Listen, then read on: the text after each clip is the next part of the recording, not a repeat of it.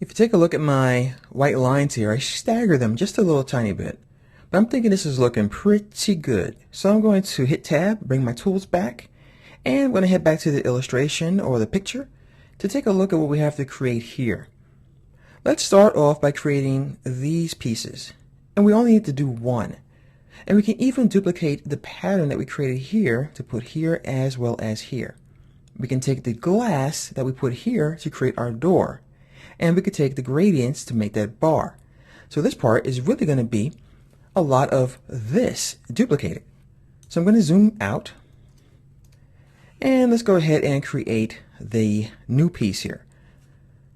I'm going to create a, let's see here, a single piece like so. And as you can see, it's pretty large compared to this because we can always scale down.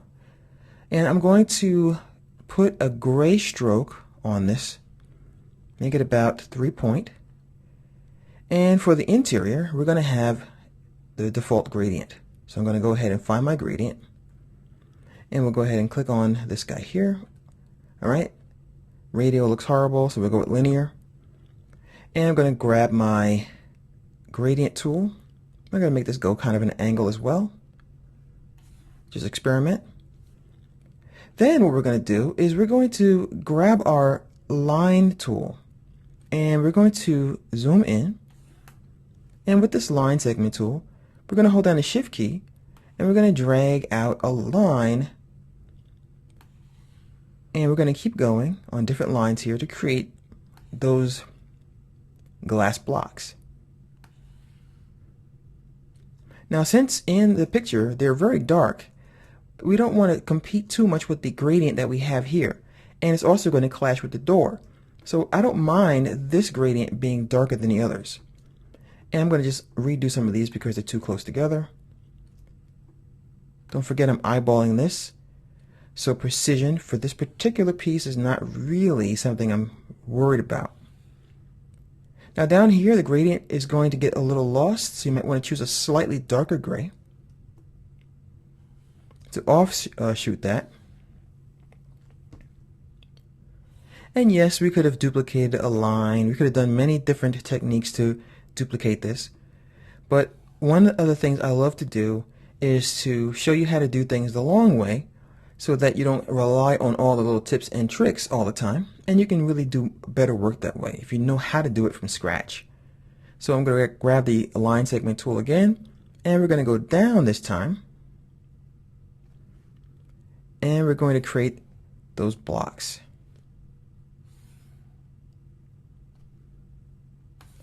I'm a big fan of a lot of the tricks in the applications, but I do like to listen to audiobooks, and I do like to do things the hard way sometimes. I'm going to go ahead now and drag select with the selection tool to grab all this, and we're going to press Command or Control G to group. Let's head back to the picture to take a look. Okay, we have on either side here a gradient piece of metal. So we're going to go ahead and make another one. Just a regular rectangle like so. And we're going to grab our eyedropper tool and click on one of these metallic pieces here. Let's go ahead now and take our gradient tool and give it just a little bit of an angle. Okay, I'm not a big fan of such drastic gradients. Now let's go ahead and bring that over to the other side. We'll duplicate it. Okay, that looks pretty good so far. Let me scale some of these guys up to match up. And I'll move it over just a little bit with my arrow key. It's a little too far away on that side. Now I'm going to go back to the picture again, and let's see what we have here. We have this piece, and we also have a metal piece with the blue and a metal and blue. So I'm going to zoom out a little tiny bit. We're going to take one of these guys, copy, paste it, and we're going to rotate it by holding down the shift key. And we're going to move it up like so. Once again, let me take another look. So we have one that's, we got one piece, and then we have metal, and then we have the other one. So the door actually goes in between two of these guys. So let me actually take this now and do like this, because our door actually sits in between two pieces of this part here. And this is actually a little too wide, so since it's grouped, I can simply scale it in. grab this piece and move it over. And I want to actually take this piece here, copy it, and paste in front, or paste in place, whatever you want to do, and shift arrow key this guy over. So we are now building our doorway. I'll just duplicate this piece here, actually just this one. So I'm going to duplicate this piece, bring it over like so, and once again head back to the artwork.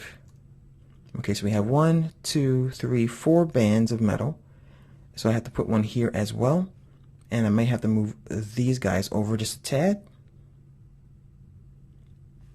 Okay, so we take this band of metal, move it over like so. And we resize this. And this will be where our door lives. So once again, I'm going to just squeeze some of these guys in. Okay, when you're eyeballing things, you're going to find that you're not going to be as accurate as you would be if you measure things or if you have blueprints or whatever. But things are so easy to modify that you really shouldn't sweat things like this. Just take your time, move things over.